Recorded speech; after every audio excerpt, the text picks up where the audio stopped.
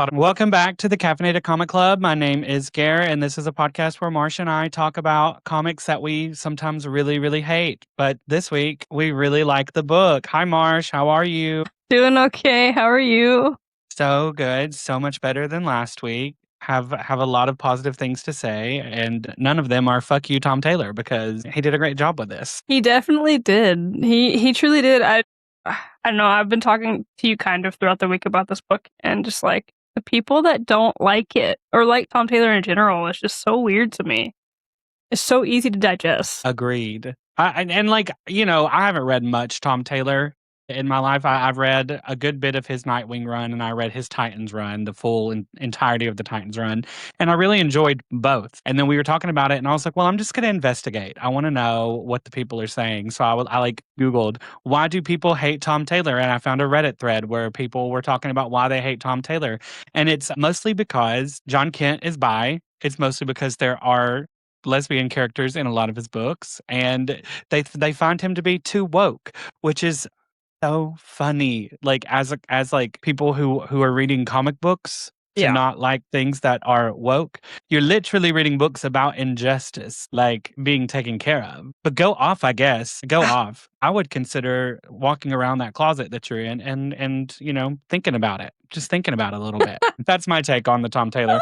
And they also say things like, his writing, he just likes to spoon feed you, and like he just gives you like, I don't even know how they're describing his plots, because this plot was pretty intricate. The Titans plot was pretty intricate. His dialogue is just very much like how we talk as people. Batman don't gotta say hithertofore. You know what I mean? From what I saw, a lot of people said that like his writing seems surface level, and that like some of his characters were out of character, like at least in this, right? And I'm like, yes, it's an Elseworld story. The characters are going to be a little bit different, and like someone was complaining about Diana being like super like badass, but then like being like a super like kind of crybaby with emotions during a certain scene. I'm sorry, and I'm like, what? Wait, the scene? Yeah. Like the big gag scene? I'm Yeah. so sorry. Yeah. Okay. Yeah. Okay. And then that's like something that's like a spoiler. That's spoiler territory that like we're not even going to really be able to get into. Okay. My response to that is read the book, and when you get to the scene, you'll know the scene, and tell me if she reacts accordingly, because I can't see anyone reacting any other way. I mean, as someone who's been through something like that, can definitely say that reaction was very valid, very normal, a normal reaction to have. Hey, that is actually crazy. I am actually really sad though that we're not going to be able to talk about like a lot of the spoilers in this, because like there were moments in here that had me gagged by what happened. Yeah, same. You guys were mostly not going to talk about spoilers that happened like in the third act. Like there's a lot of stuff that's built up throughout this book, and then around issue 8 or 9, the real story kind of starts to become clear. So when we get to that point, we're not really going to go into depth, so that way you can enjoy it. Because again, like Marsh said, it's pretty gaggy. It is pretty gaggy, the things that Tom Taylor did in this book. I wonder though if it was gaggy for us because we're not big DC people. Like I wonder if DC fans who read a lot of DC like saw through it. Does that make sense? I mean, like one of the reveals. Some of the things that happened, I don't think anyone would have been able to see coming. Like that moment that we were just talking about. Right. I don't know if anybody could have seen that coming. I had an inkling of what was going on, but I did not know who it was. I just kind of had convinced myself that someone else was doing it, and then when it was revealed who was, I was like, "Oh my god," because I know nothing about that kind of stuff. Same. You know? But I will say that like if this was like a Marvel equivalent about the X-Men, you know what? Actually, we read that last week, and I wasn't gagged, but that's only because Neil Gaiman's plot was fucking terrible. If you transported the X-Men or other Marvel characters that we love into this story, I still would have been gagged. I feel like I still would have been pretty gagged. That's fair. I probably would have been too. It was really good. It was really, really good. Yeah. If you haven't read this, read this. That's my pitch so far. Okay. Agreed. I immediately bought the deluxe edition. Like, I'm like, well, I have to own this because I was reading it on the DC Universe Infinite app, and I was like, nope, this has got to go in my collection because it is fantastic. We will talk more in depth about that later. because we're gonna get to some other stuff. We have a few bits of comic news to talk about. San Diego Comic-Con was this weekend and just wrapped up. There were some reveals. Ryan Gosling as Ghost Rider. How do you feel about that? I know that's a big thing that people have wanted forever. Including Ryan himself. So I was just like, okay. Like, I wasn't surprised, but I'm happy that he got it, you know? It wasn't a gag. Yeah, no, I'm kind of the same way. You're actually probably going to tell me a lot of news that I don't even know about because I've been off of TikTok for, I don't know. I'm trying to like distance myself from it. So like I didn't see a lot of stuff that came out this weekend. I did see that. I know that he's been like super fan casted as Ghost Rider for a long time. Mhm. As someone who's never read a Ghost Rider book, I have no opinion. I don't know. I'm happy if the Ghost Rider fans are happy because they know more about the character than I do. I will say I don't know. I know that some of them are happy, but I've seen a lot of negative things about it on Twitter, being like, "Oh, there goes MCU again doing fan service," and I'm like, "Bitch, that's all y'all have wanted. What do you mean?" I knew going into the panel that no matter what we got, people were going to be mad. Yeah. Was I disappointed that we didn't get an X-Men cast announcement? A little bit. I absolutely was. But why would they announce the cast of X-Men, including Sadie Sink as Jean Grey, when Spider-Man hasn't even come out and they've gone to insane lengths to make us think it's not Jean Grey in the movie? Maybe they're saving the band, or maybe they're saving the cast for the D23. They are. Someone asked Feige about X-Men casting after the All Age panel, and he was like, "Oh, we might do that on a panel soon," was his quote. And DT3 is in 3 weeks. I feel like that's enough time after Spider-Man. It feels very good timing. It feels very planned out. Yeah. So I think that we'll get Jean and probably Rogue. There have been some heavy rumors about certain people getting cast as like Rogue, about Beast, Cyclops. Obviously, I saw the we Cyclops talked about one. Adam Driver. I love that actor. A lot of people are being kind of weird about it because he's not super thin and muscular. He's a soft boy. Mhm. But does anyone remember what the fuck Chris Pratt looked like before he was cast as Star-Lord and they made him work out for 9 months to get super sexy and y'all loved him? He was always a tubby boy. Always. I don't and Cooper, son of the late great Philip Seymour Hoffman, is a phenomenal actor. He was in The Long Walk. He is so good, and I'm not mad about it. I would honestly prefer someone who looks like they were plucked out of a neighborhood by like not having like crazy chiseled jawline and all of these like pretty boy stuff. Because a lot of the other actors that people are wanting are like Nicholas Chavez, who was one of the Menendez brothers in that Netflix show last year. Okay, yeah. And looks like a male model. And the other ones all look like male models, and I'm like, what's so wrong with Cooper getting it and just like losing weight and getting skinny? Like Marvel will do that. Why is that the thing? Why do y'all think he's not a good actor because he's chubby? That's gross. But the Beast, he's hot as fuck. Who is Charles Melton? I don't know who that is. Let me look. That's who they're saying like has been picked. Like all the leakers are saying that it's Charles Melton. Interesting. Mm-hmm. He is a great actor. Yeah, I know, but he looks like a male model, right? This is him? Yes. Yeah. Okay. Yeah. He does look like a male model. I'm hoping that he is just blue. I'm hoping he's just got fur because I don't need sexy. Big and blue. Big and blue. They're like people really hate this character. We need to make him hot. And I'm like, no, we don't. We really don't. And then Kaylee Spaney is who they're talking about. Rogue. She was the lead in Alien Romulus, and I think she played Priscilla in that Priscilla Presley movie that came out a few years ago. I saw Alien Romulus. I think I know who you're talking about, but I haven't seen the Priscilla movie. The main girl. I thought she was really good in that. Yeah. They also announced that Vision Quest is coming out in October. I saw that. Do we think that Wanda will show up? In Vision Quest? I don't know. I don't know if she will. I have a feeling that when we see Wanda again, it will be either at the very end of Doomsday or in Secret Wars, because the Latverian witches, Doctor Doom's witches at Comic-Con, every single day, they change colors. There was a green one, there was a red one, an orange one, and a purple one. And I think that those are going to be probably MCU ladies that have been like taken over by him, because in the Children's Crusade, Wanda was his witch and also a love interest, and he had her in a green Doom outfit. Purple could be Clea. Red could be, I don't know. There's other ladies in the MCU that could be red. People think it's going to be Jean Grey, and I'm like, girl, she's barely in the movie. I mean, if it's Famke Janssen, I'd be okay with that. Old Jean Grey. That's fair, yeah.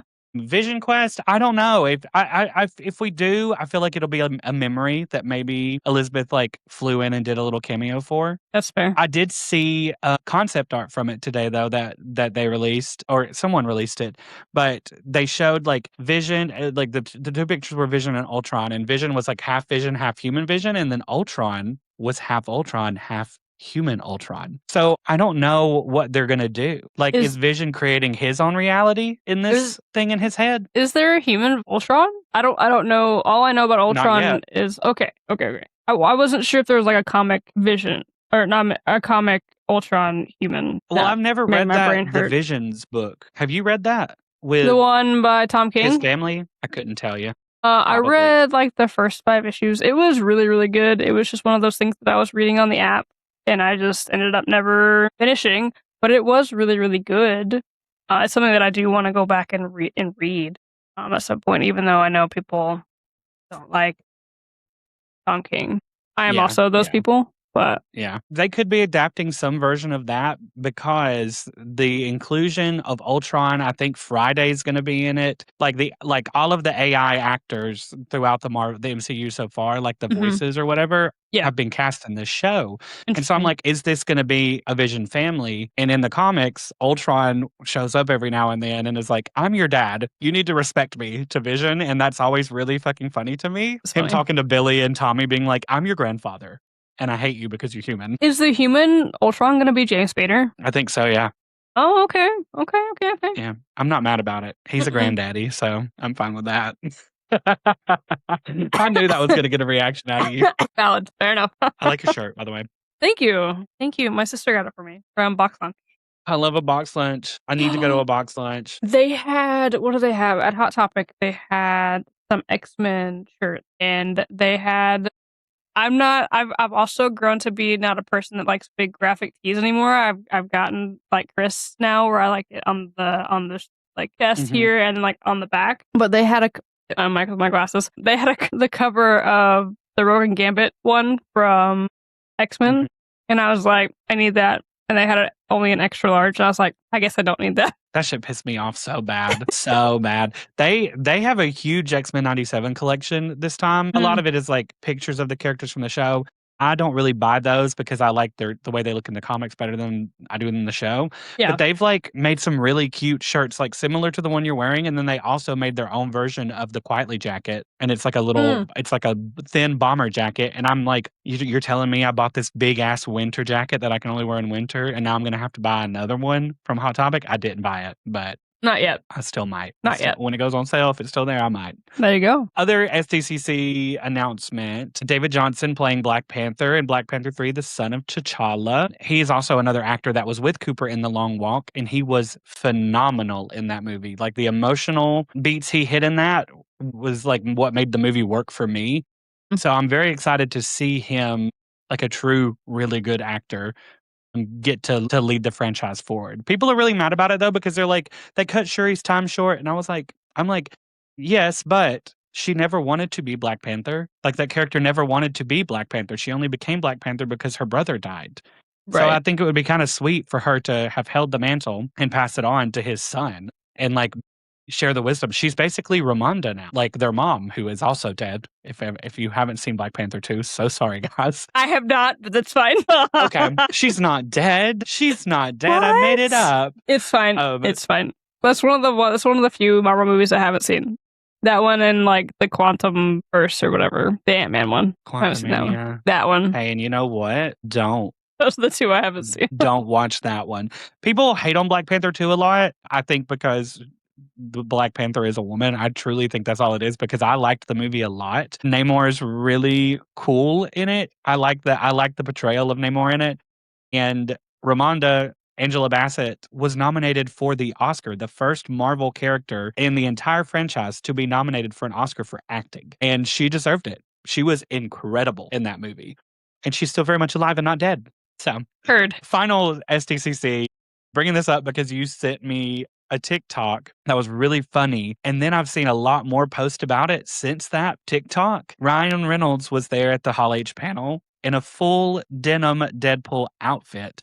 And You said yeah. that, and it was Yeah. very, very, very funny this morning. Someone like made a theory that Ryan Reynolds is playing Jean Grey because he was wearing a Jean Grey Deadpool, like a denim Deadpool outfit that was like gray denim. I will say about that. That was funny. I love the joke. The internet thinks that is the X-Force suit, that he wears an Uncanny X-Force. And I'm like, Yes. y'all, that's blue jeans. What are y'all doing? That is blue jeans. He does not wear blue jean an outfit in Uncanny X-Force and is just driving like the crazy person in me insane. I've seen like 50 posts about it. But like, is it like the color though? Could it be like just like the color? Maybe not the material, but like, does the color match? Like, I don't read Well, that. So here's I the don't know. thing. It looks gray in the Hall H video that he did because it's dark in there. But when he's walking around the hall, it's blue jeans. Like it's just light blue. Oh, okay. And it's kind of grayish blue a little bit, but it's not. I don't think they're teasing anything to do with X-Force. I don't know how they would tease X-Force. You know, if his team in Doomsday allegedly he has a team, even though we haven't seen him at all in the trailers, right? No. So if he does show up with a team in that movie, could it be an X-Force? Maybe, but they already did X-Force in Deadpool 2.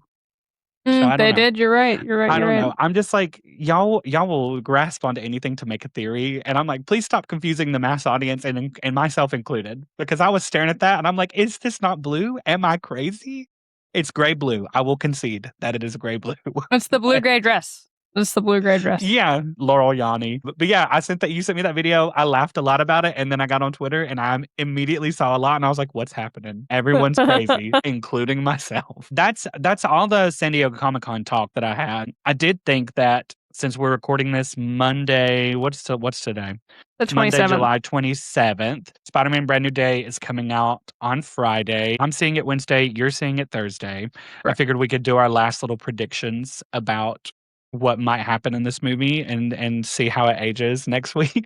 So fun fact about me, I haven't seen a single trailer for this movie. Oh my God. This is okay. On purpose. Well, I mean, yes, but also like, I don't know, I don't really watch TV, and like if I don't see it on TikTok or I don't seek it out, I don't usually see it. And really the only time I'm gonna seek something out for like a trailer is if it's the Fantastic Four, if they're related into it. That's just me. I'm also just not a big spider girly. Trying to get there. Starting from the beginning. We're starting from the beginning. We're going to go up. But all I really know is that Hulk is in it. Everybody doesn't know who Peter Parker is. Yeah. And there's something wrong with like his web fluid. I've seen something like that. And that's really all I know about this film. Okay.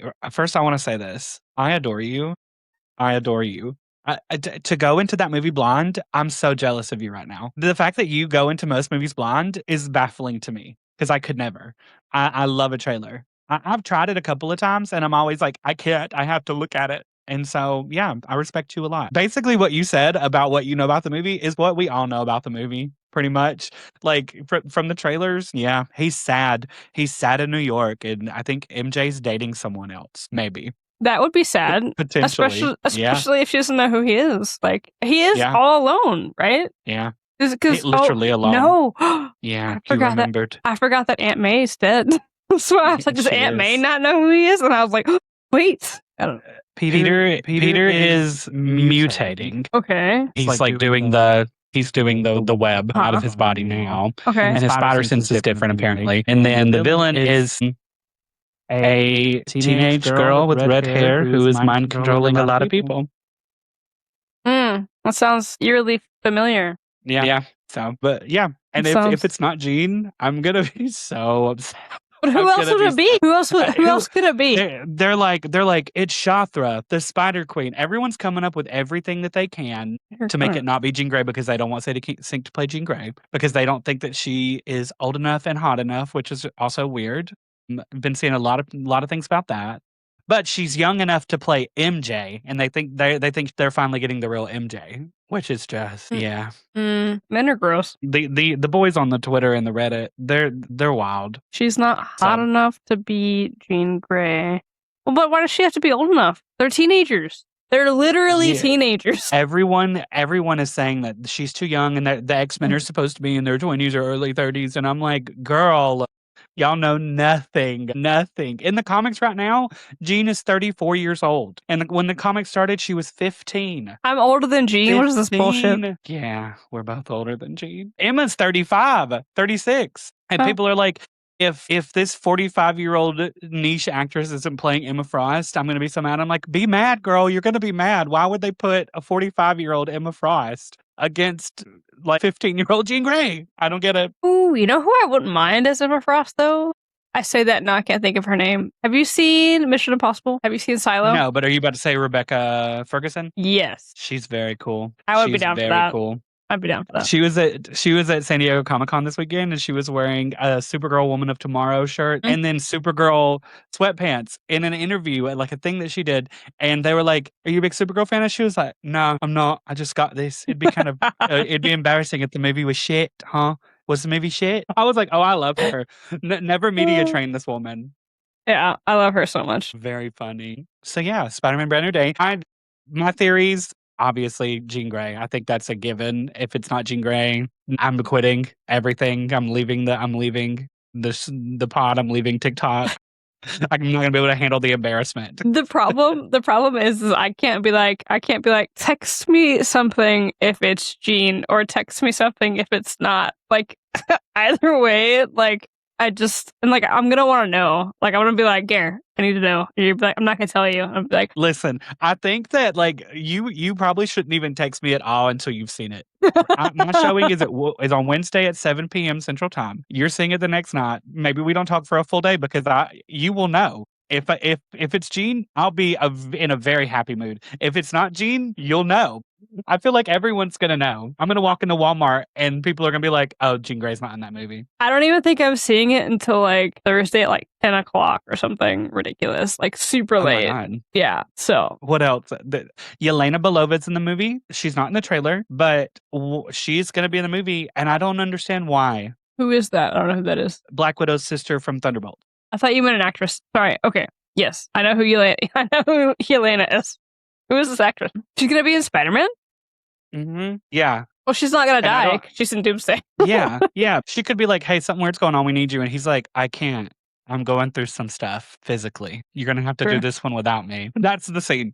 And she's like, "Okay," and leaves.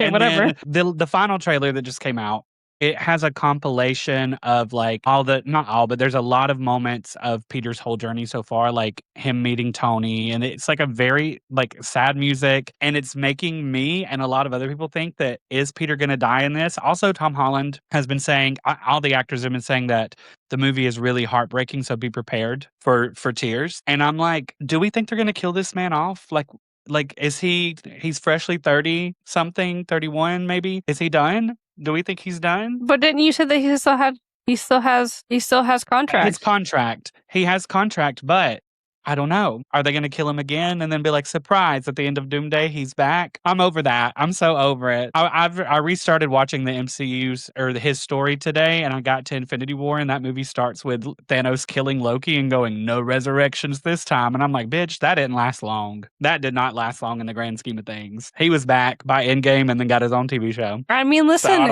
it's like a real comic book, okay? No one's actually dead. Unless you're Tony Stark, apparently. But whatever. Or is he Natasha. Tony Stark, though? Or Natasha. But was he ever Tony Stark? We even start with that. Me manifesting that just so you Hulk out when we watch that movie. I could see them killing Zendaya off or Ned off before they kill Tom again. That's what I think one of those things is going to happen. But see, that's just another. I guess I would be really sad if Zendaya died. I don't know why. I really like her a lot. So same.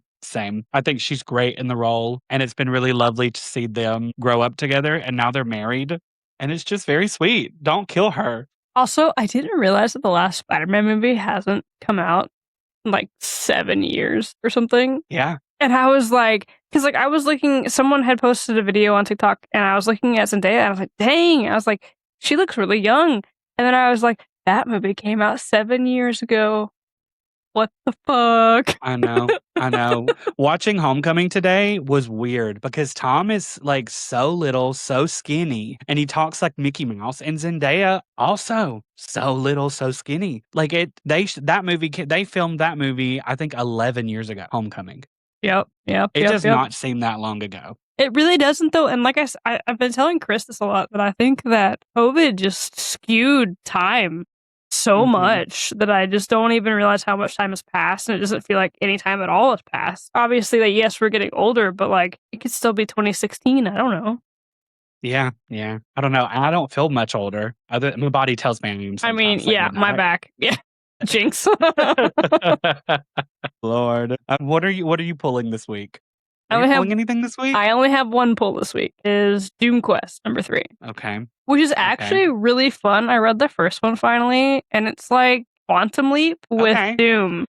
So, because like he's basically trying to make Latveria great again. But it's not really like but that's kind of like the gist of it. He's trying to make Latveria great, and so he's like, well, how can I do this? And he's like, well, I can go back in time, but then, like I said, it's like Quantum Leap, where he's not Doom. He jumps into somebody else's body to then try and make like Latveria great. So right now, the way the first issue ended, he is on the RMS Titanic. Well, that's fine. So that would kind of fix the whole paradox problem, wouldn't it? If he possessed someone else's body and made a choice. Yep. But he was that's smart. He was supposed to go back. I don't remember to what exact point in time he was supposed to go back, but he was supposed to go back to this certain point in time where he became. I wish I could remember the whole plot, but he's supposed to go back in time to be this specific person. And then, like I said, he wound up jumping into somebody who's on the RMS Titanic right before it hits the iceberg. So I haven't read issue 2 yet. I have it over there on my stack. But well, keep me updated because I might get the trade because that sounds fun. I will. What are you pulling, Gare? How many pulls do you have? How many X-Men books are coming out this week? I think 3. I'm getting X-Men #34, Generation X-23 #6, X-Men Outback #2, and then let me check DC. Oh my God, there's only 3 DC books coming out this week. None are for me. Like, this is one of the Hell yeah. Yeah, that's beautiful. That is beautiful. Is that Alex Ross? It is Alex Ross. That's cool. You're not getting Escape #9 tomorrow? It got pushed. Okay, period. Also, Buffy got pushed again. I need them to figure it out. Kelly's so busy. Kelly is so busy. They said, we're hiring you to write 2 books. And she's like, well, okay. They're never coming out though, Gare. At this rate, they're never going to come out. I'm not manifesting that. I need them to come out. But yeah, 3 books in 1 book. Look at us. Look at us. I don't know. It's also the last week of the month. True. Well, are you ready to dive into Dark Knights of Steel by Tom Taylor and Yasmin Putri? I am. Was there an artist change though at some point in this book? It felt like the art changed a little bit during some point. Maybe not. Maybe it's just me. I felt that too. Near the end, I noticed that all the cover A's changed to Dan Mora at some point. Yes. But I wasn't sure because in the deluxe edition, it doesn't tell you the artist like on each issue. It says it at the front, but I was like, I ain't flipping all the way back to the front. I'm on an iPad. That's fair. It wasn't. So the reason that I was asking, like, it wasn't Dan Mora, right? Like, I would know if that was his, but I don't know. I was just curious. I was curious if you saw an artist, if it felt like there was an art change, I guess. Yeah, no, it did feel like that sometimes. I will say, on the topic of art changes, I don't think Yasmin, I don't know, I could be wrong. I could look it up. I don't think Yasmin's doing the art for Dark Knights of Steel 2 because I do not like the interiors at all. She's not. I believe his name is Otto Schmidt, and he's actually a not nice guy. Not a good dude. Not a good dude. The artist of 2? Mm-hmm. Well, it shows in his art because it looks like shit. I'm just gonna say it. That's interesting though. I really love his art in the DC vs. Empires. I enjoyed that book. I don't remember not liking the art there. Do you remember when we read Extreme X-Men and Salvador Larroca's interiors looked very kind of unfinished? Yes. That's what this gives. Really? Yeah. I like the story of Dark Knights of Steel 2 so far, but I was like, about the art. Is that how you felt? There are some pages that are good. Is that how you felt when you read DC vs. Vampires? No. This is the same artist. That's why I'll have to see. No, I didn't. I'll have to look it.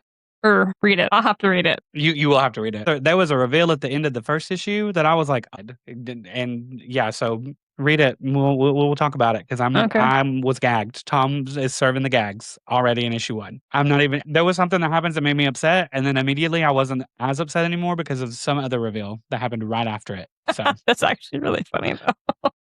All right. I'm about to read a summary that I took from the internet of this book. Here we go. Okay. I am nervous as well, and I hate it. You got this. I hate reading. Why?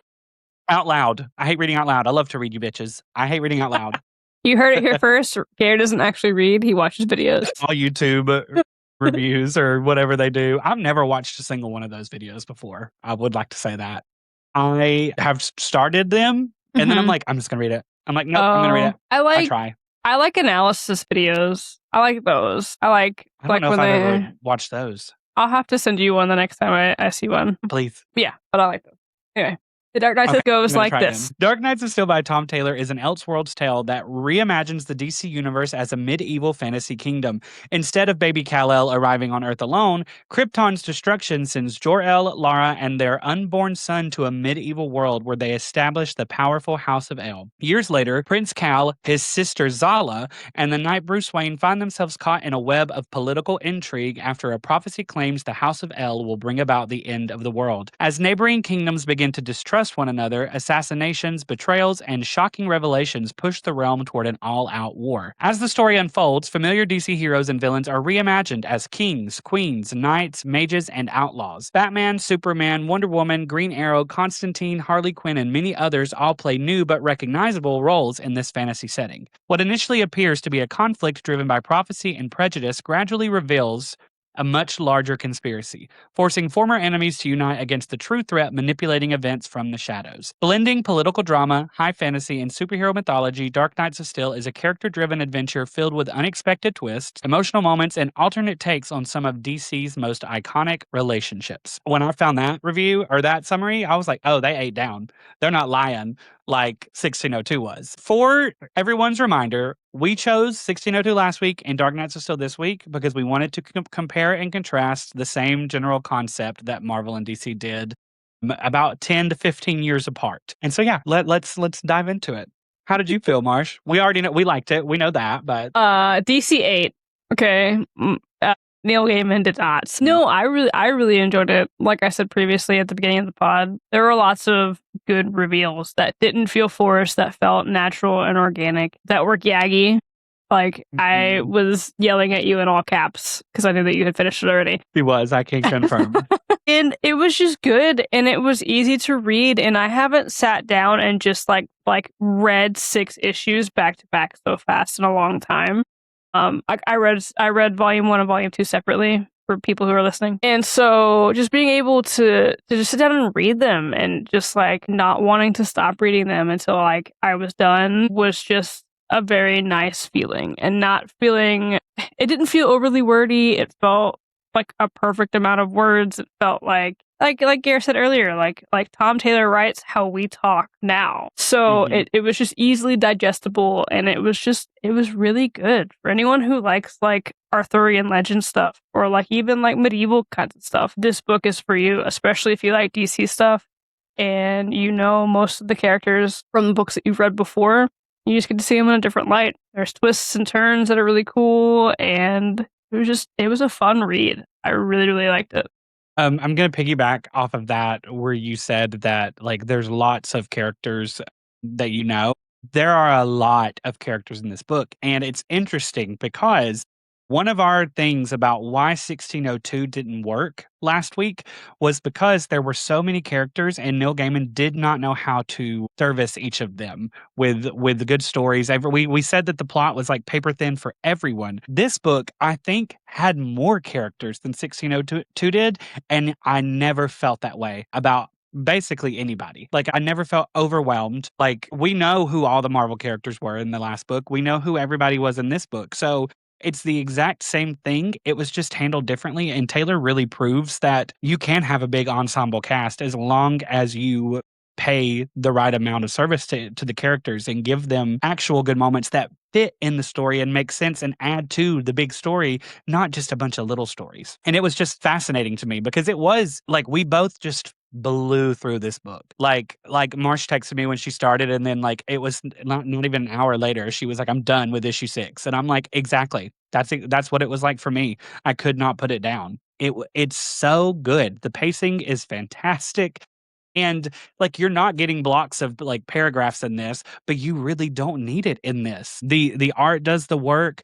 The very like intentional dialogue choices does the work. You don't always need to be incredibly verbose to get your point across. As someone who is incredibly verbose, and that's how I have to get my point across. Tom Taylor proves that you don't have to do that all the time, and I just really liked that. The art I loved in this book. I thought everything was really beautiful to look at. Marsh sent me a picture, and it's a plot point that happens very early on that we are going to tell you. King Jor-El is assassinated while talking to Bruce Wayne, and lightning. Yes, show the picture. Lightning flies down from the sky in that moment, and it's just an incredible panel. And so Marsh sent me that when she was reading it, and I was like, "Oh my god, we are feeling the exact same way about this." It's really, really good. Also, the covers are really beautiful, by the way. In case you wanted to know, the covers are really, really beautiful. So, Absolutely gorgeous. yeah. Let's talk about some of the characters and the takes on the characters.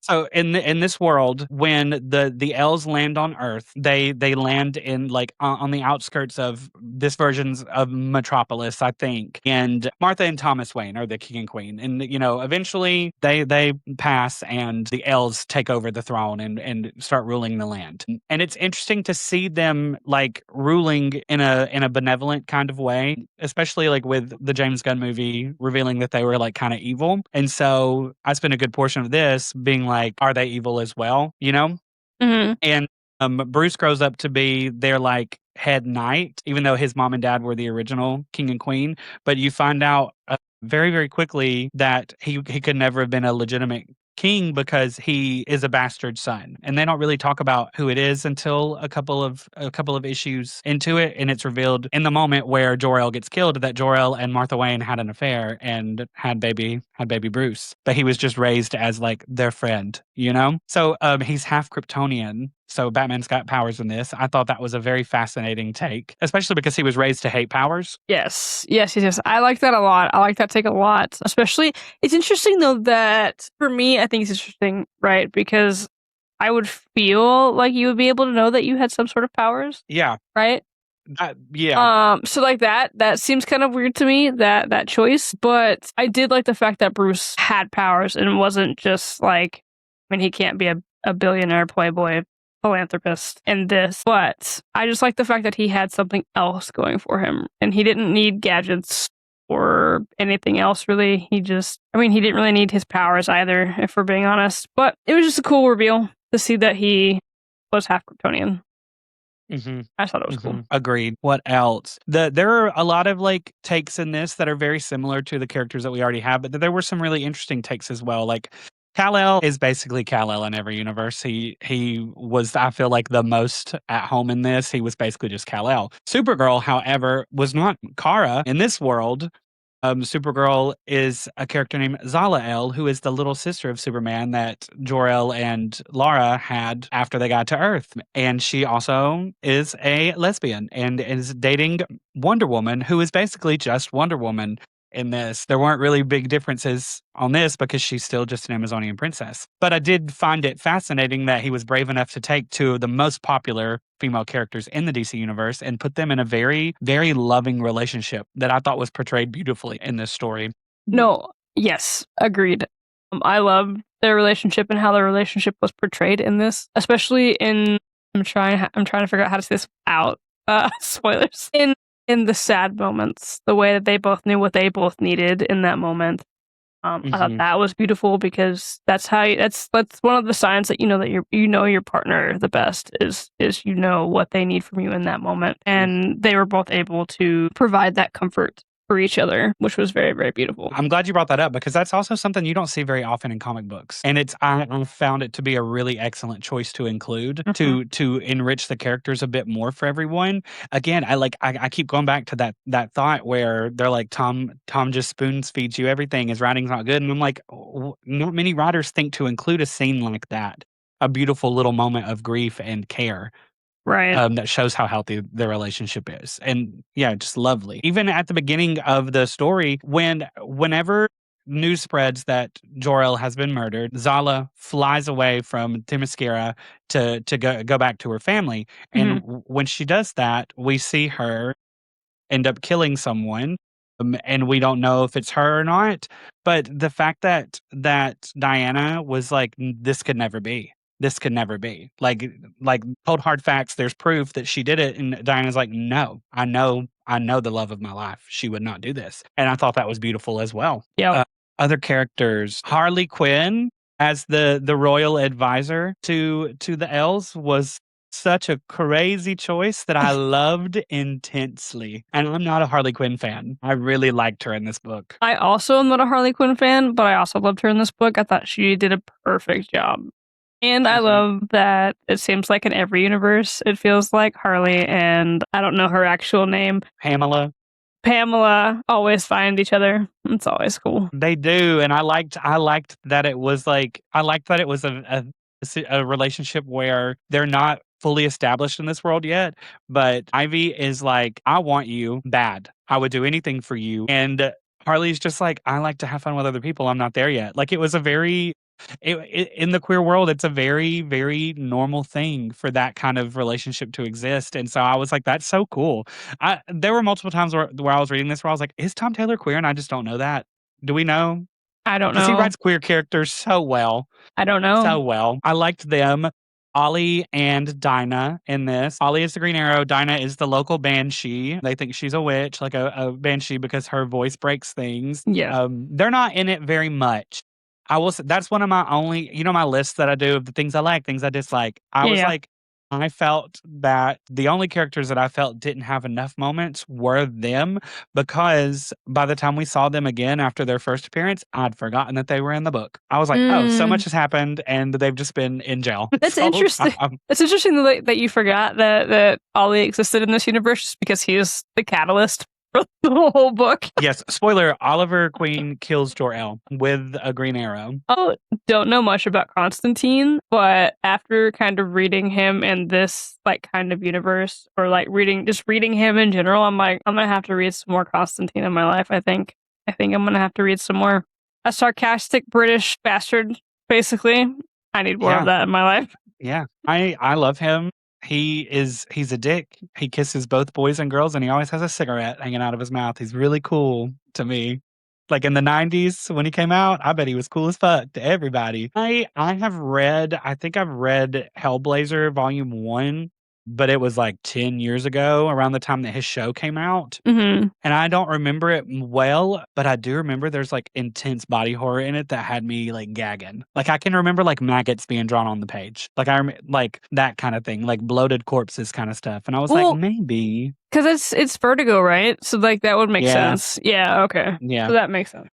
But I remember liking it, but it was a lot to read. I think that's why I didn't pick up the rest, because I was like, I've never done well with body horror. I'm getting better about it now, but like back in those days, I was like, I can't even look at this without my stomach hurting a little bit. So I'm the same, but it's more of I can see it on the page, like I can read it and see it with my eyes. The second it's like in a show and I can hear like the bones snapping or whatever, I'm like, I'm out. God, like I heard it in my brain when you said that. Yep. The sound of flesh tearing in something. Yep. You're welcome, audience. You're welcome, people listening. Sorry, Tim.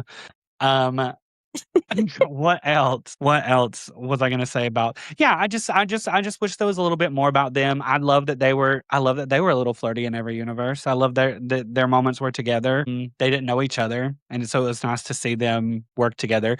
We talked about this a little bit, the way that the Wayne's story intertwines with the Elle story. I really liked that choice to have Jor-El and Martha Wayne have a very brief affair that they both regretted, but they got Bruce out of it, and everyone loves Bruce. And I was just like, I felt like that was a kind of controversial decision. I felt like he probably knew that would probably piss people off, but I loved it. I thought it was a really brave choice, and I feel like it served the story really well. I agree. I don't really have an opinion on it. I like the choice just because it's not something that other writers would probably go for, right?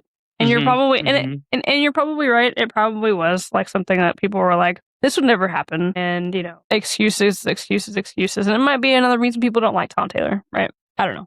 He has kind of crazy ideas sometimes that I think work a lot of the time. So I liked the choice as well. I think that it also added more depth to the story that would have been lacking had it not been that choice. Yeah, I don't know.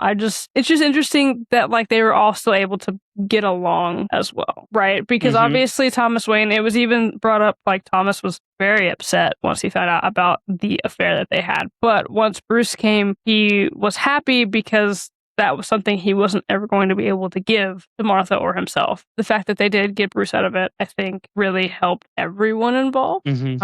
Yeah. And that was a beautiful moment in the book to see on the page Thomas falling in love with his son and choosing to raise him despite the mistake that Jor-El and Martha made, and they all made it work. And I just was like, that's fascinating to me that the whole route that was took through that just kind of blew my mind, because it wasn't, those situations are messy and they're not black and white. And oftentimes when there's a cheating moment, like, in a story, you never see those bitches again. I just thought it was really interesting. You do have a really good point when you say Tom Taylor makes crazy decisions sometimes that sometimes work, because I didn't text you about this because I wanted to like talk to you about this face to face. How did you feel about Lex Luthor being the Joker, but also being the Green Lantern? So, fun fact about this specific question. Okay, so when I was reading this, the fun fact for everyone who's listening, I actually read like 80% of this in single issues. And I just never finished it. However, as I was reading it month to month, I was also really on Twitter a lot. And so like I actually tweeted at Tom Taylor and was like, dude, that reveal was so cool. Like, how did you come up with this? Da, da, da, da, da, da. And he like quote retweeted me and like responded. And I wish that I don't have access to that Twitter anymore, but he did like quote retweet me, and it was like really cool. And yeah, I thought it was an interesting choice. I thought it was really, really cool the fact that Lex Luthor ended up coming back, because he ended up so for the listeners, he worked for the Waynes, and basically when the L's got there, the L's were like, hey, this volcano's about to explode, and they told Luthor, and Luthor was supposed to tell the Waynes, and Luthor didn't end up telling them, and so basically the whole kingdom was in jeopardy. And then the Waynes were like, hey, you're fired, and kicked him out of the kingdom. And to which he found a Green Lantern ring and then became the Joker, which is weird. But, whatever. Did you feel like it worked? It's hard to talk about this without spoiling things. It really is. I have an overall yes or no to that question, Musa. Do I think it worked? Yes and no. There are parts where it didn't work, and then there are parts where I was like, it just felt, it was a weird choice. I feel like we're going to say that a lot while we're talking about this book. It was a weird choice. Yeah. It just, sometimes it fit, sometimes it didn't. And then like sometimes like just because of how the plot was laid out, I was a little confused as to who was doing what for obvious reasons. I think it would have worked better if Lex had just ended up being a Green Lantern and not the Joker. I think I don't understand what the point of the Joker part of it was. Just because he didn't seem like he was a big bad. I mean, now that I'm talking about it out loud, I can see Joker's crazy and he just does crazy shit. Yes and no. That's my answer. Yeah. Okay. Again, it's hard to really go into that without spoiling anything. I will say I lean more toward no, but it's only because I have a lot of questions about it that I felt like are not answered in it. So, but yeah, we can have a sidebar later about it. But it is a yes and no, but mostly no for me. Only because I have a shit ton of questions about it. I just thought it was an insane choice. I was like, okay, he's being bold as fuck with these things, and I was very excited about it. But yeah, there are things that go down that made me be like, what? Yeah. Again, I loved this book. But that is one thing that I was like, about.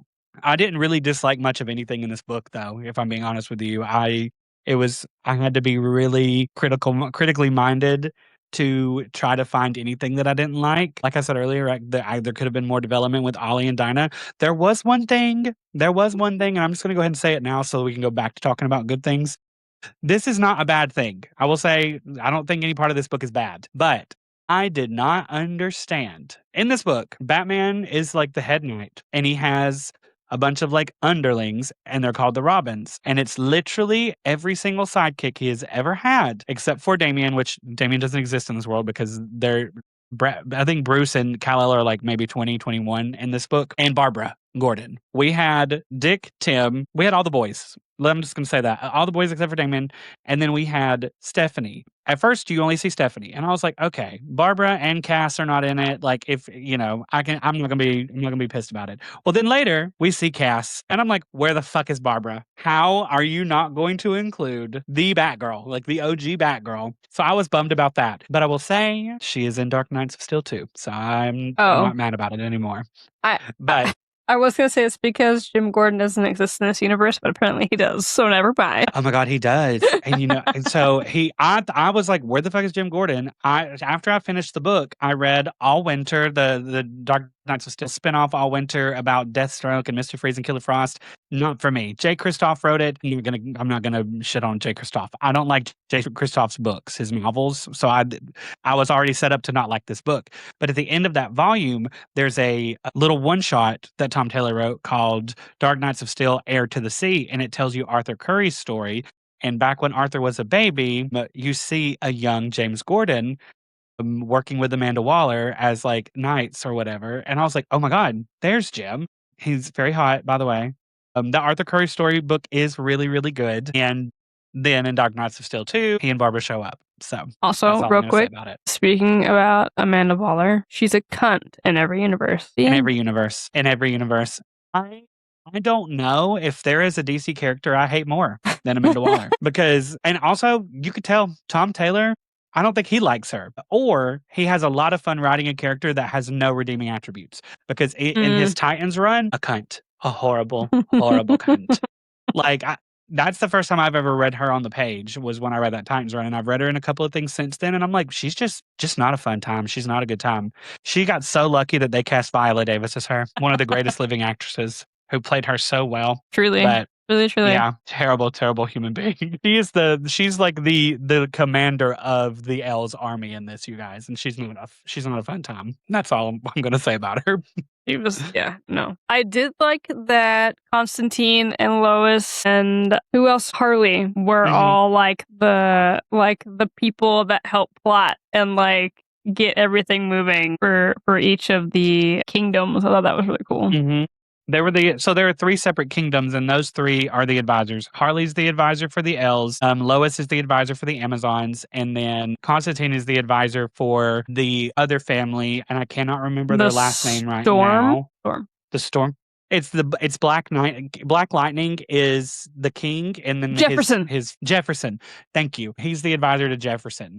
And Constantine is also the one who has the prophecy that the elves are going to end the world. So he is also our narrator for a good bit of this book. I really liked it because it was like I rooted for every kingdom, and I was just like, can you guys just talk? Can everyone just have a conversation? And then there was that scene where Harley Quinn was like, we're going to stop this war by just talking. Can we just talk, you guys? And they're like, no. I do want to read the prophecy just because like I thought the prophecy was like really, really good. Agreed. Come from the stars. They will look like us. They will sound like us, but they are not like us. They are demons, and the demons will take our world. They are here. They have stepped onto our world from theirs. The green man waits. Fire and blood. Gods are born, and gods are killed. Castles crumble. People tear as easily as parchment, swifter than a crossbow bolt, more powerful than castle walls, soaring over moats and fortifications. Look up in the sky. Our end. Yeah, he ate with that. He's so good. Also, I'm gonna say this because this is between me and you. Everyone who's listening, just don't read too much into this. He was not wrong. He was not wrong about that prophecy. He wasn't. Hearing that again after finishing the book today. My God, Tom Taylor, come get your flowers, girl. That was good as fuck. I was sitting here like, oh my God, over and over again in my head. The way that this book, like the way that like everything comes into picture at the end is so good, you guys. It's so gaggy. It's another reason why we're not spoiling it because we want you guys to read it. It's just fun. It's so fun. We would be interested for people who read DC a lot more.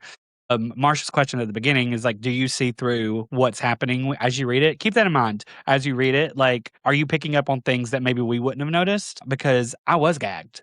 I had an inkling, but I was gagged by the actual reveal. I was so wrong in my line of thinking. I had no inkling whatsoever. I was like on board 1,000%. And I was just like, but then, like, I mean, I say that, right? But then, like, there are things that happened, and I was like, there's no way. Right? There's no way. Yeah. And so, yeah, I don't know. Like, I think I was on board, and then, like, kind of, like, as you said, maybe now that I'm thinking about it more, there was some sort of inkling towards something different. But I didn't know what it was. So the gag for me was real. I forgot those people even existed in this universe, or in DC in general. If we're like, Yeah, same. I was like, oh my God. Because like as soon as the reveal starts, I knew. And I was like, oh my God. And I had no suspicion. I like thought I had it figured out. Like truly thought I had it figured out. Was so wrong in every way. So good. It was just so good. I love it. We talked about this in our Lost episode that you guys will never hear, unfortunately. oh yeah, I love to solve a mystery, but it wears on me how oftentimes solving a mystery is really, really easy in media. And so when something truly gags me, I'm like, you know what? You win, bitch. You That's win, bitch. Because right. I was gagged in Fables, and I was gagged in this. That's right. So that means you didn't figure it out when you're reading it. It was like a mystery, and you didn't figure it out.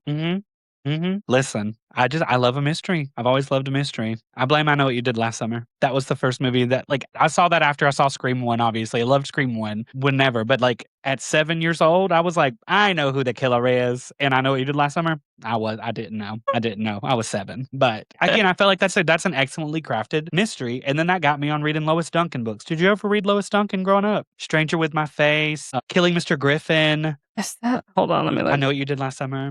Let me look. Lois who? Lois Duncan, oh my God. So she wrote a lot of teen mystery novels, and then she stopped writing because someone murdered her daughter and they never knew who it was. And the mystery, she stopped writing mysteries because that became the mystery of the rest of her life. That's crazy. Isn't that crazy? I did not. I think my best friend, her name is Devin. She read a lot of her books, I think. And I was thinking, I might have read Hotel for Dogs, actually. Oh my God, she did write Hotel for Dogs. Yeah. I forgot about that. I'm looking at all of her books right now. I was thinking of somebody else, though, when you said her name. There was also like this one author that my friend would read a lot, and she wrote like sad, like kind of like a Walk to Remember books, but like for preteens and teens. So like it was like, you know, a romance novel for kids, but like obviously one of them had like cancer or something ridiculous, like in all of them. Oh my God. The John Green of it all. Yeah, but I don't know. It was John Green before John Green. I want to know who the author was, because I'm sure I would check out books at the library all the time. And I feel like I probably read some of those because I loved a cancer book when I was a teenager, or not a teen, a preteen, because of A Walk to Remember, literally. I'm texting her right now. Hang on. Also, I'm so glad you brought this up. I feel like I say that all the time, because why in the fuck? Why were we pushed so much media romanticizing cancer back in the day?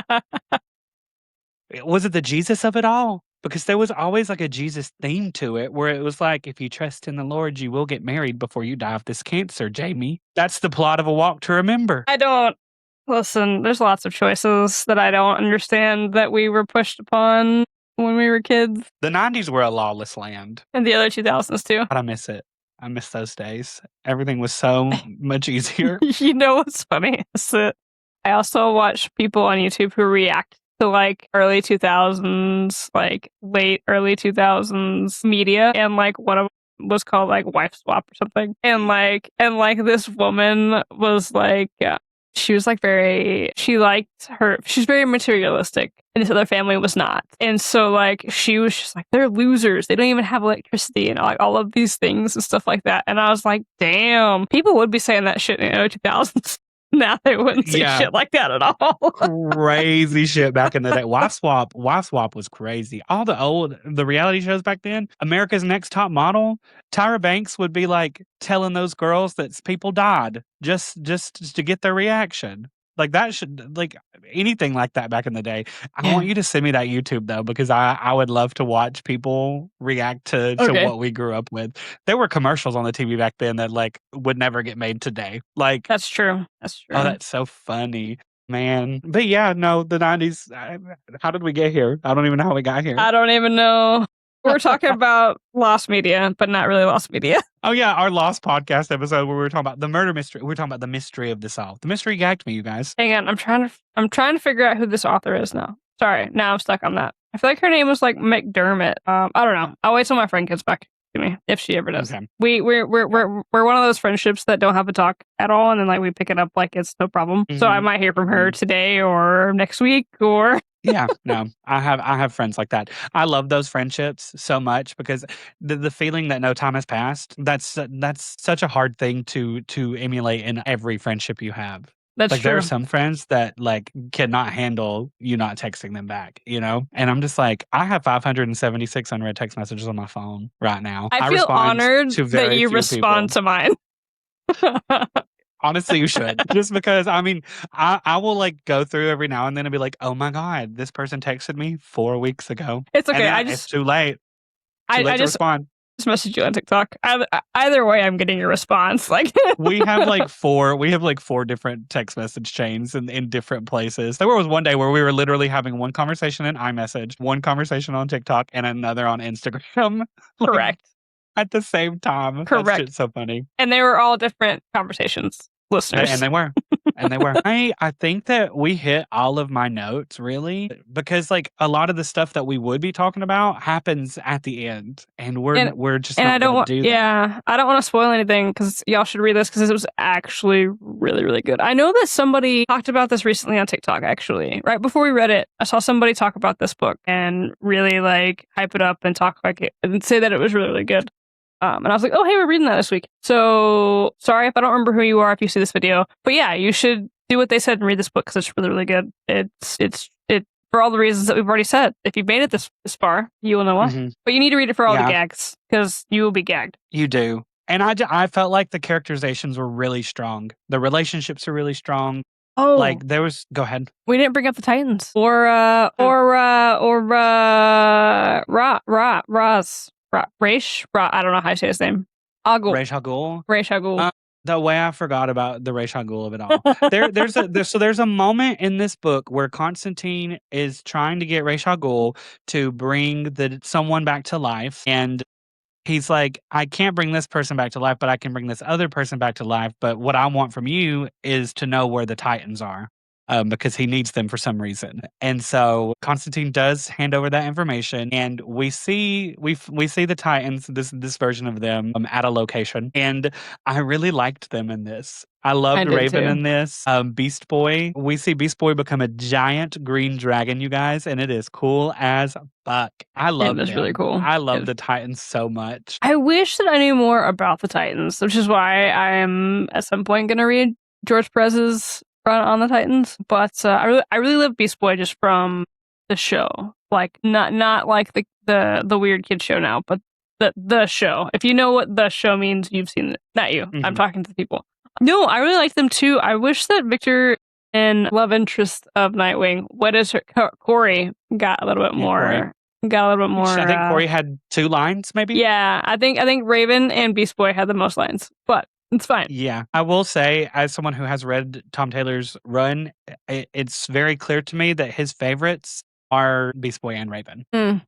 Okay. Most of that run revolves around Beast Boy, and Okay. it's so good. It's so good. Okay. If you're a Beast Boy fan, and I've never really been a Beast Boy fan, but I am now because of Taylor's run. So it was nice to see him in this as well, getting so much to do. I wonder if that will come back though. Like maybe like Dark Knights of Steel 2. As someone who has no idea what it's about at all, I wonder if that's just like a plot point that just fizzles and dies, or if the Titans and Raish are in it at some point. There's an Al Ghul update. That's what I'll say. There's an Okay. Al Ghul update in issue Okay. 1. Okay. I don't know how much of this plot line is going to be revisited, if at all.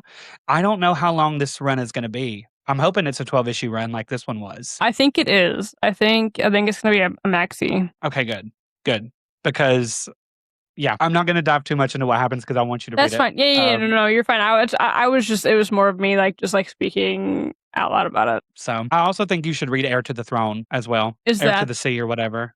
Oh, okay, right. I was gonna say, is that the It's yeah, the Aquaman one. It's at the end of that All Winter volume 1 that's on DC Universe. Okay, Never mind. interesting. What is your score for this? Out of 5, I would give it probably a 4, maybe a 4.5. I really liked it. I'm gonna give it 4.5. I really liked it, and it has rereadability too. So I It give it does have 4.5. rereadability. That's so I put 4 down, but it was because of things like Green Joker Luther and the Titan storyline, and then there was something else that I was like, "Huh," about. I can't remember the other thing that I was just not stoked about.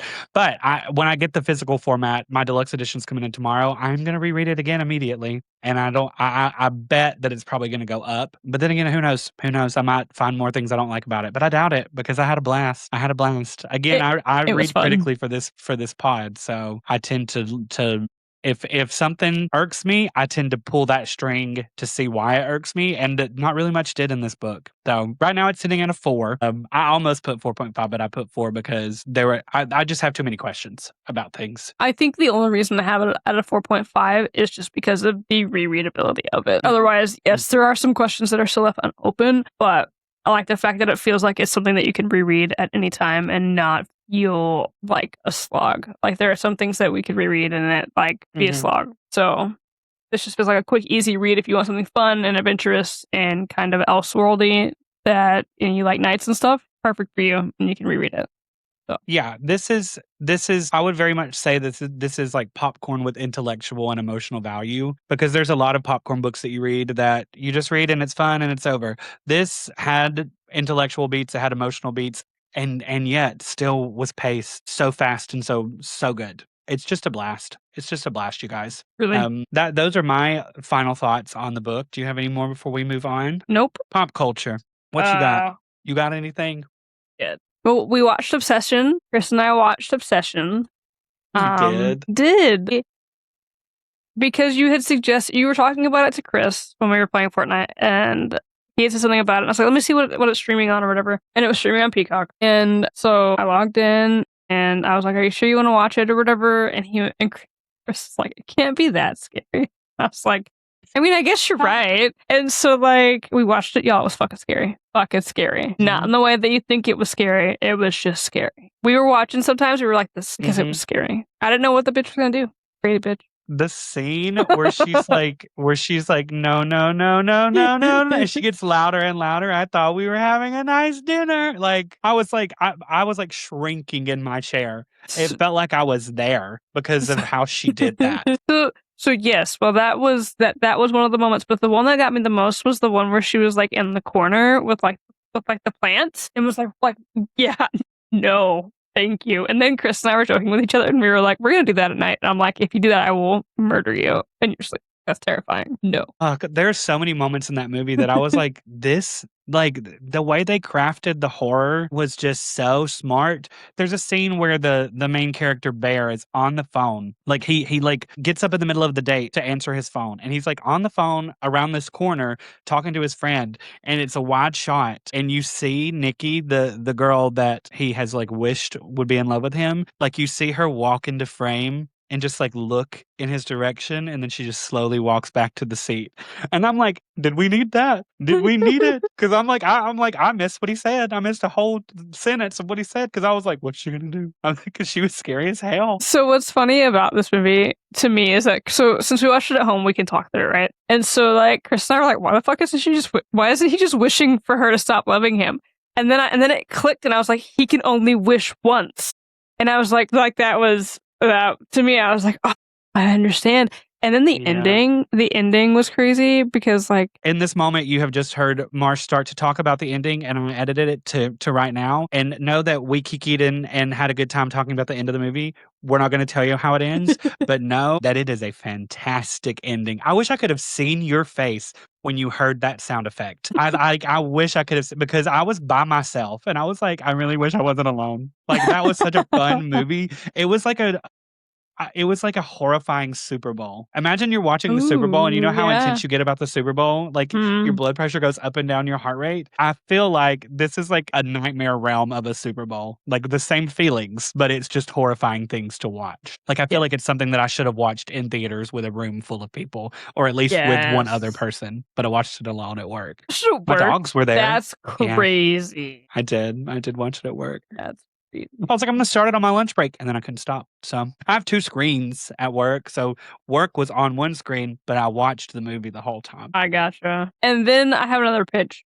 So Okay. watch Obsession. The movie's really, really good. It's really creepy. Last night I couldn't sleep, y'all. And I played this game called Librarian Tidy Up the Library. And it is literally what you think it is. It's like 30,000 or 33,000 books that are just like exploded in this library, and you have to like pick up each book and put it back where it belongs, like on like specific shelves, and they have numbers like 1 through 10 or 1 through 3, and you have to get them all. And like as you like level up, you get like things that help you do it faster or whatever. It was so cozy and so nice, and just like really like helped my brain like reset, because it was just like I love organizing. It's like the fact that they made a game about organization was so great. It's Now, only on what is it PC though. on?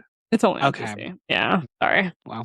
For PC people, sorry, Gare. I hate organizing. You should fly to my state and organize my books for me. I will pay you $20. You know, I hate organizing my comics, but I like organizing in games. It's very weird. Understandable. The comics is just like it feels like in like a gigantic slab of marble that you're just like picking at with the tiniest pick that you could ever have, a toothpick even. Yes, and my biggest problem with that is, so like I have a short box under my desk for my completed comics, like my single issues.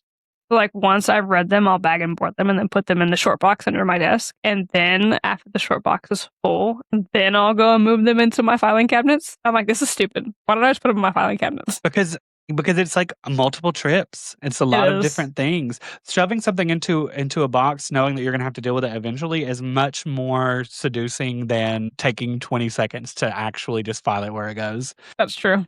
I think that's human nature. My pop culture for the week, I have 2 things as well. So first thing, Charlie XCX's new album, Music, Fashion, and Film, came out on Friday. I love it. It is not at all what I expected as a follow-up to Brat and the Wuthering Heights album. It is actually an incredible shift, like an insane departure from Brat. It feels really weird and jarring sometimes throughout the album, but the lyricism is fantastic. Conceptually, it's a fantastic album. And then also, I really like the music. It feels like early 2000s songs, like Hoku's Perfect Day, the song at the beginning of Legally Blonde, had like a demonic baby. That's how I would describe the sound. It's so weird. It's so weird, but I like it a lot.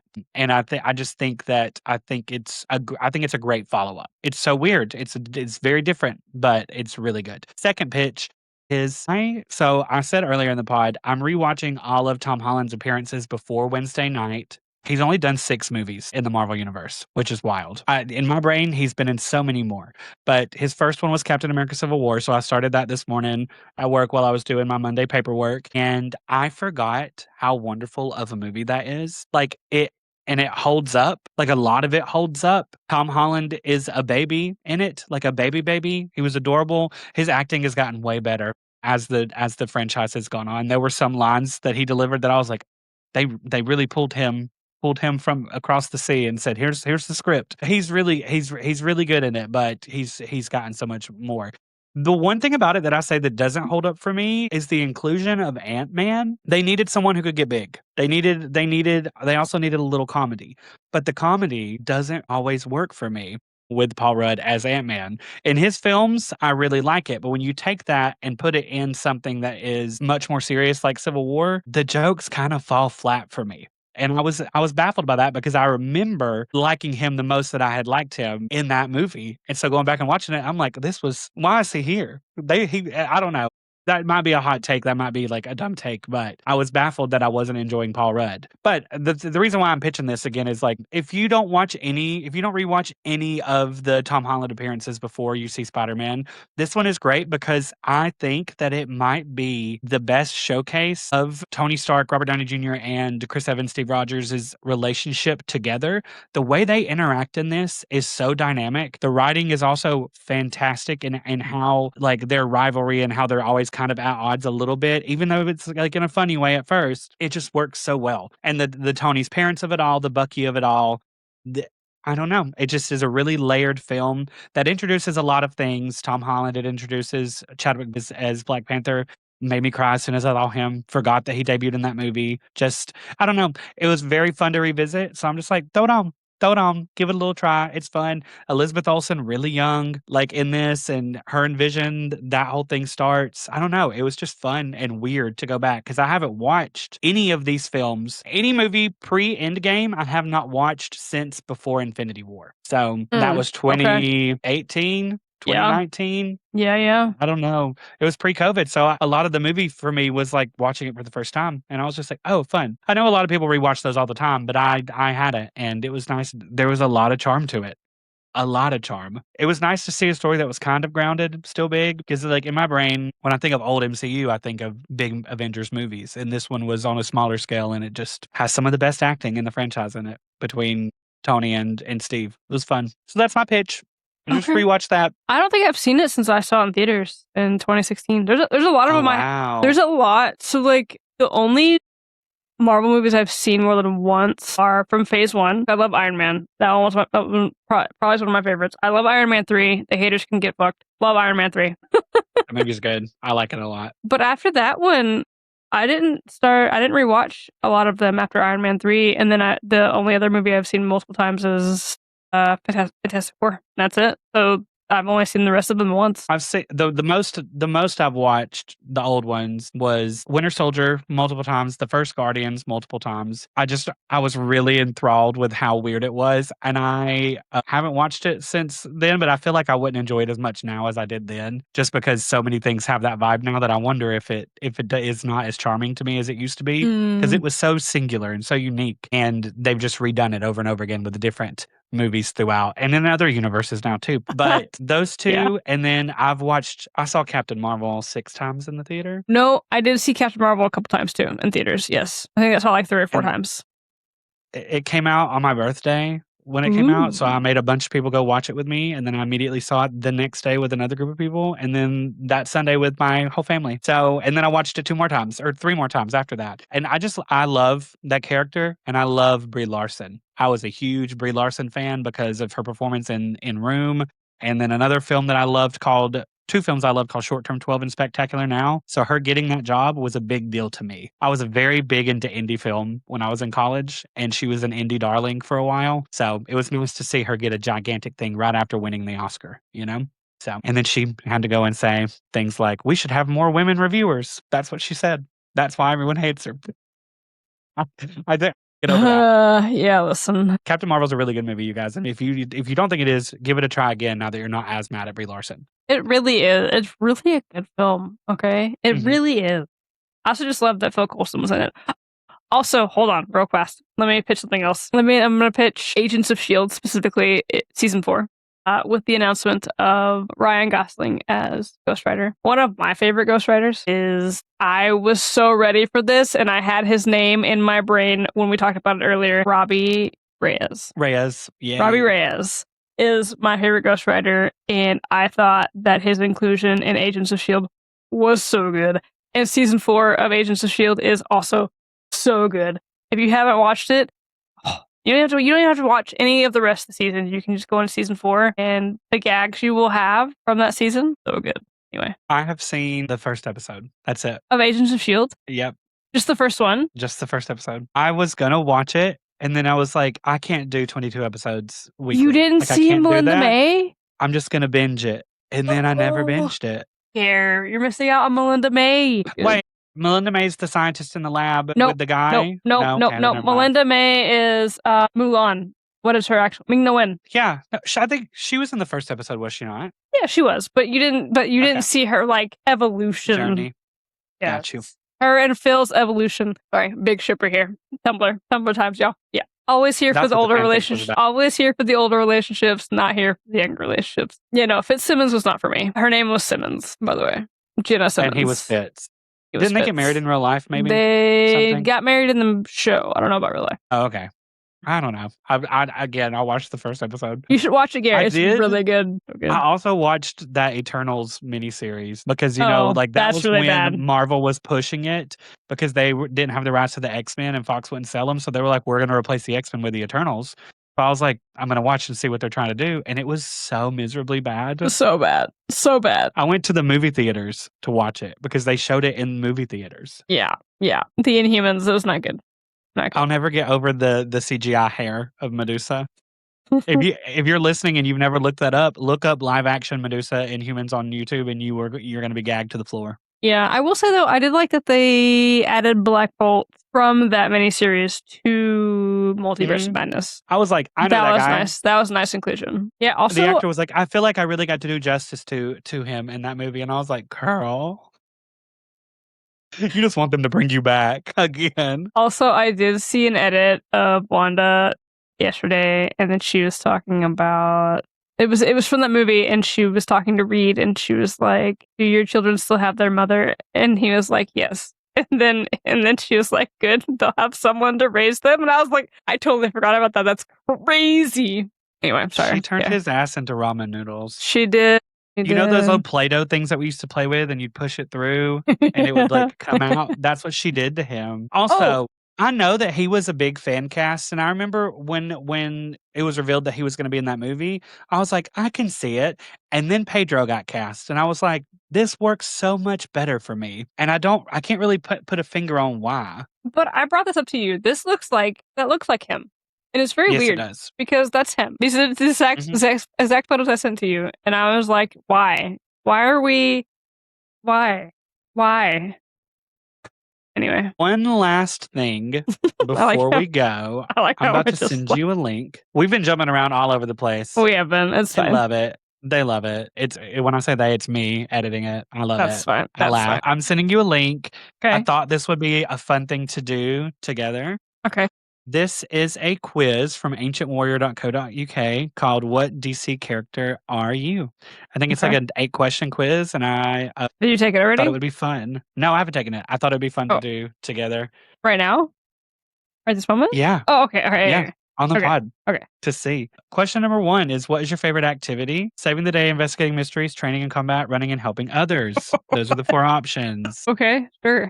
Do I have to tell you what my answer is? Or do I just answer? I put investigating mysteries. I put running and helping others. Okay. I'm a people pleaser. What is your greatest strength? Power and kindness, intelligence and strategy, bravery and compassion, speed and agility. Bitch, I ain't running nowhere. I ain't running nowhere. That one's hard because that's like asking you to describe yourself. And I'm like, I don't know how I would describe myself out of these. I chose intelligence and strategy. Yeah, that's what I picked too. What is your biggest fear? Losing control of your powers, failing those you protect, not being able to save someone, being too late. Three of those are the same thing. Okay. Failing those you protect is what I'm going to pick. I said not being able to save someone because I don't know who the someone is. Is it someone what? Anyway, right. Mm-hmm. Which of these best describes you? A symbol of hope, a brilliant detective, a fearless warrior, the fastest person alive? Okay, so now that as we're going on, I'm realizing that this is a really easy quiz. This is, I don't know, Superman, Batman, Wonder Woman, The Flash. I'm dead. This is a massive fail. I should have read the question. No, it's fine. That's not keep doing it. Keep doing it. Okay. Well, how do you handle conflict? By staying calm and leading, by facing it head on with a plan, by using my strength and courage, by acting quickly and decisively. I'm dead. I'm dead. None of the above? What motivates you the most? Justice and truth, vengeance and justice, compassion and duty, helping others as quickly as possible. This is interesting, though, because I will say that depending on the question, I'm leaning toward different characters as I'm going. I've stopped saying what my answers are, but... Me too. What is your favorite type of movie? Heroic action, mystery and thriller, epic fantasy, fast-paced adventure. And then, how would your friends describe you? Inspiring and kind, quiet and observant, brave and strong, energetic and quick. What is your favorite place to be? Flying high above the sky, in the Batcave, on the battlefield, running through Central City. Sure. If you could join any DC team, which one would you choose? Justice League, the Bat Family, the Amazons of Themyscira, or the Flash Family? Okay. Period. I really thought this was going to be much more in depth than it is. I'm surprised I'm Batman. I'm Wonder Woman. That was funny. That was funny. Next time we do this, you guys, if we ever do this again, I will vet the quiz first. I will vet the quiz. Oh, It Lord Drop. was Do you know I used to make quizzes for BuzzFeed back in 2016, 2017? no. Yeah. That's Weird crazy. lore. I used to take a Weird lot lore. of BuzzFeed quizzes. I made a lot of Gilmore Girls quizzes I took and those. Buffy. I took those. So I probably took your quiz. You probably did. The most viral one that I did was they sent me like a package, like full of shit after it went viral. But it was like guess the Gilmore Girls character by the quote, and I just picked a bunch of quotes and put it in, and it went crazy because Netflix had just put it back, or Netflix had just got the rights and put it up there, and I was like, I love the Gilmore Girls, so I'm gonna do a quiz, and yeah, so I made a lot of Gilmore Girls quizzes because I wanted more things from BuzzFeed. They sent me erasers. I was 22. I was 22. Fun fact, I didn't I didn't watch the Gilmore Girls until after my dad passed away. That was the show that I like binge watched afterwards. Sometimes you just need to cry. And then I got really excited because Luke and Laura got together, and then I was not happy after the whole whatever the fuck his name is, fuckboy Charles. I don't know what his name is. Chris! Chris! Dad? Fuckboy Chris. Look, I was close. I said Charles. Fuckboy Charles. Chris, whatever. Anyway. Did you watch the miniseries that Netflix did? I did. It exists. Just cried the whole time. It exists. It was just, that was rough. That was rough. The only thing that I really liked about it was Emily. I liked that Emily was in crisis wearing blue jeans because Richard had passed away. Yeah. I was like, okay. Everything else was kind of annoying. That's valid. How do you feel about that ending? I don't remember the ending, so that tells you how I feel about it. So it ends with 3 words that Rory says to Lorelai, "Mom, I'm pregnant." Yeah. Then the camera pans out and you see Jess behind the window. And Rory's single. She got pregnant and the dad didn't want to, or the man didn't want to be with her anymore. Logan Huntsberger. And then you see Jess behind the window and the cycle restarts. The same cycle from before. And I don't really, to this day, almost 10 years on, I don't know what Amy Sherman Palladino is trying to say with that at all. So I'll leave you guys with that. Any Gilmore Girls people, you know, it is a show that exists. It is a show that exists. Gilmore Girls itself, amazing. Yes. The revival exists. Before we say our goodbyes, I do have one last question about Gilmore Girls. Okay. Just one thing. Do you have a specific moment in the show that you think is like the perfect moment of the show? I haven't watched it in 10 years. So probably not. But the one that sticks with me the most is the talk that Lorelai and Rory have after Rory is sleeping with Dean after he's married. I was about to say the affair. That's the one. Like I can always remember that scene because it was so good, so good. And also, I think that's right around the time that Luke and Lorelai get together. I think, like the episode, like the next episode. It's right before. It's literally right before. So okay, so that's so wild. Your favorite moment is literally 3 episodes before my favorite moment in the whole thing, or the moment that sticks with you the most. Mm-hmm. I rewatched it last year. That's why it's so fresh. That's the reason why I'm asking. When I watched it the first time, I was really young, so I didn't have the gravity of this moment. When Luke takes Lorelai on the date for the first time to the Italian restaurant, he tells her a story about how she when they met, she gave him her horoscope and he kept it in his wallet. Yes. For 16 years. Yes. Rory's whole life. I'm gonna cry. So the first time I watched it, went over my head, didn't care. When I watched it last year, I like paused and was just sobbing. I'm like, this is one of the best TV shows ever made. Like what that moment, I don't know, just so beautiful. The horoscope, and yeah, that was an incredible season. That was an amazing season. It was some of the best performances. It was nice to see Rory be a part of that affair. It was nice to see her not be this perfect child that always kind of had the upper hand with her mom. So it was not, I don't know. I just thought it was spectacular. I'm so glad. Anyways, I'm glad we talked about this. I'm going to have to get Chris to watch it. Maybe I can get him to watch it and I can rewatch it. I think that would be fun. Oh, it's such a good rewatch. I just don't know. I rewatched it last year. I don't know if he would like it. That's the problem, but we'll see. I feel like there's something for everyone in Gilmore Girls. I really do. I feel like Chris will like how weird everybody in the town is. That's fair. Honestly, he'll probably just be like, what the fuck? Like, what am I watching? Yeah, real. I just think I rewatched it last summer because I was trying to manifest fall because it was so hot, and Gilmore Girls always makes me feel like cozy and like soup. And I was like, gonna turn my AC really low. I'm gonna make me some soup and I'm gonna watch Gilmore Girls. And then I watched it for 2 months. So, Valid. but yes, this has been a very long pod. Sorry, everyone. Same time next week. Same bat time, same bat channel. We locked in too hard. Also, what are we reading next month?